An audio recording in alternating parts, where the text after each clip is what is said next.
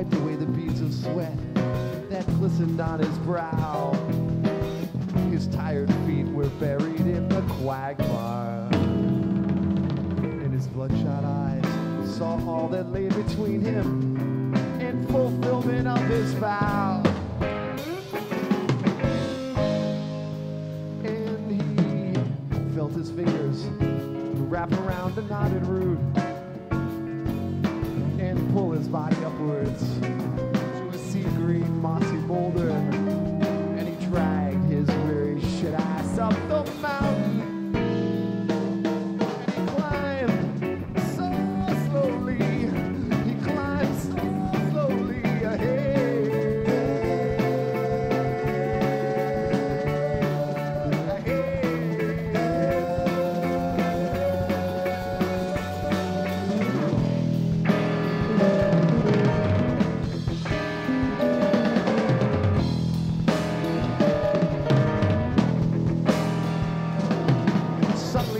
The crack of thunder, and the rocks began to crumble overhead and tumble down the mountain to a dismal swamp that lay beneath the jagged cliffs through which his path had led. And the earth began to quake beneath his feet, and the mighty mountain changed before his eyes. And he stood amidst a sea of dust and rocks and stones cascading down the mountain, and 1,000 birds were headed for the sky. Oh,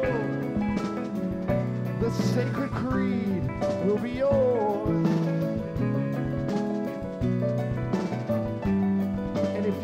Till tomorrow, the sacred creed will be yours to devour, yours to seize and to obey.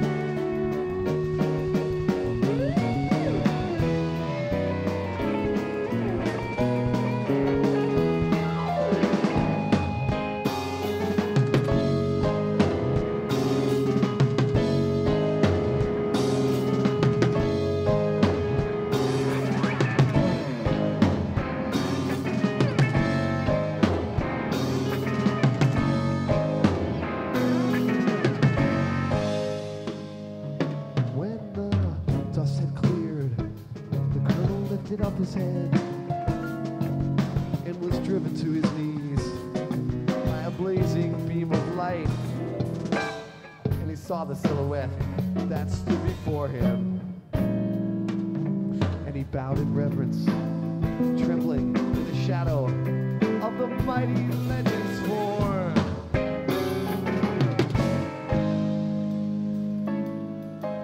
Iculus, the prophet, stood before his eyes, looking down on Colonel Forbin, where he shuddered in the puddles and the muck. And he quietly addressed him, and he spoke so slowly, he spoke so slowly, saying,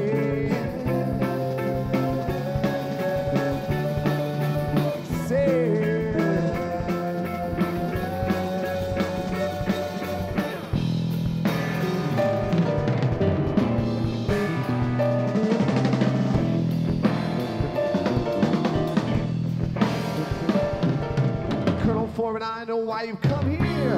I helped you with your quest to gain the knowledge that you lack.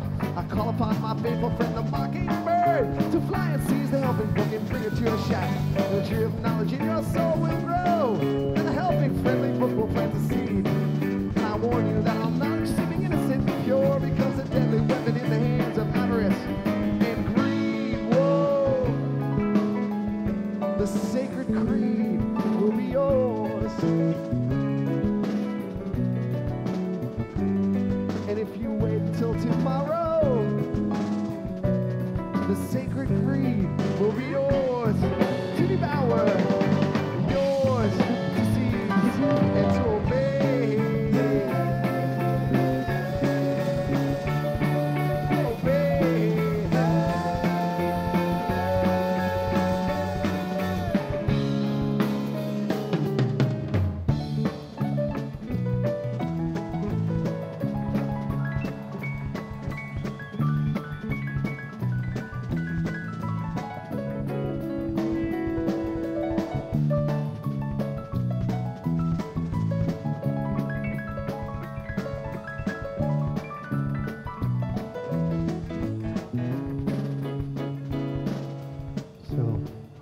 standing here on this day before New Year's Eve here in Bath, Maine. First of all, let me thank you all for standing out in the cold there for so long. Sorry it took you so long to get in. Luckily, now to fight the cold, I don't know how many of you know this, but you're standing on a hockey rink right here. And that means that you're on basically a layer of plywood, which is laid across a layer of ice, which is laid across these pipes, which are pumping hot water through, or cold water to freeze the ice. And right now these pipes are pumping water underneath your feet. So if you really stand very, very, very still out there, and stand very still and just kind of feel your body, the weight of your body on your feet for a second. I don't know if you know of all the action that's going on underneath your feet, but if you just stand there for a second, you might be able to feel the vibrating underneath your feet, because this is happening right now. So let's just feel if you can feel the vibrations underneath your feet that are happening.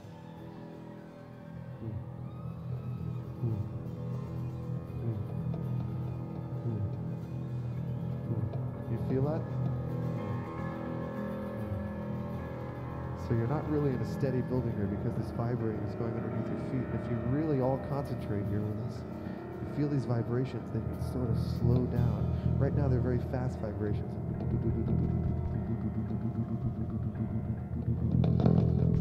Coming up through your feet, up through your ankles, up through your legs, and it just kind of makes your feet feel more and more planted firmly on the ground, and you're kind of moving with these vibrations on the ground.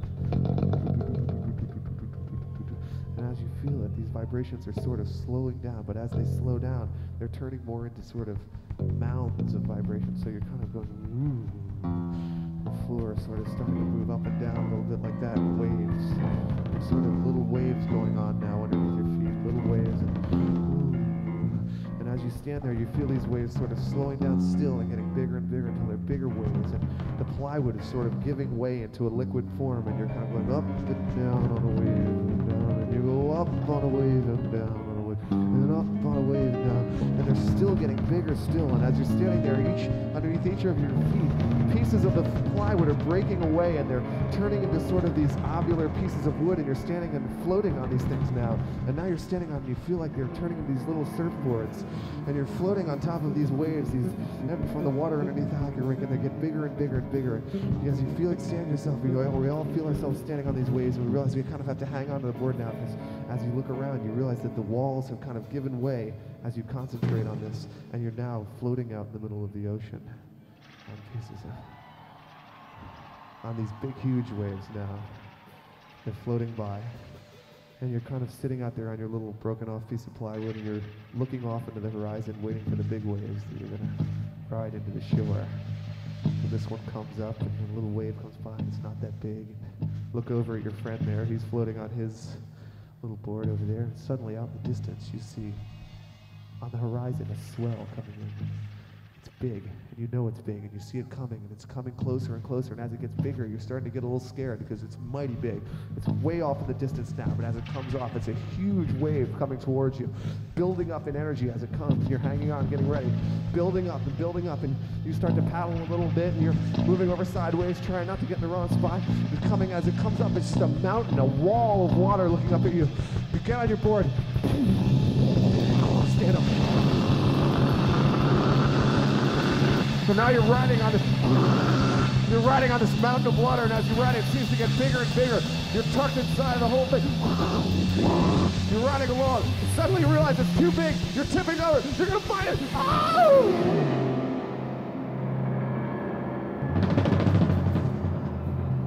And you're falling, and you're thinking you're gonna hit the water, but there's no more water anymore. There's nothing but blackness underneath you. And you're floating down, and you're floating down, weightless.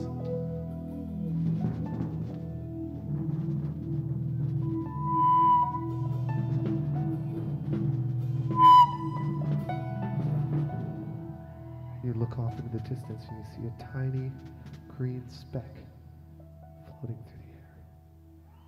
And you follow it. You follow it with your eyes.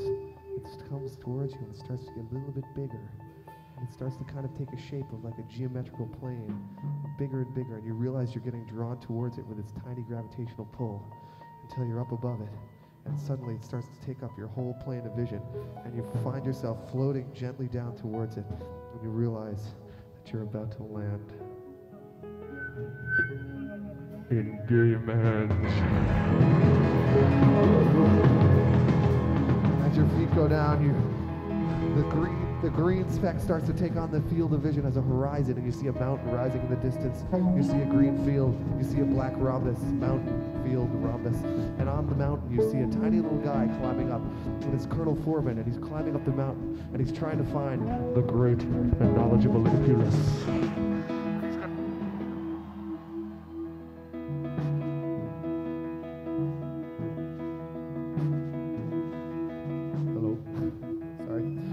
Trying to find the great knowledgeable Iculus. So as he goes up on the mountain, he looks for the great knowledgeable Iculus, and Iculus appears on top of the mountain and calls on his friend, the famous Mockingbird, who's going to fly down into the sky, go to the castle of the evil King Wilson, steal the Helping Friendly book, bring it to all the people in Gamehenge, and restore them to peace and harmony.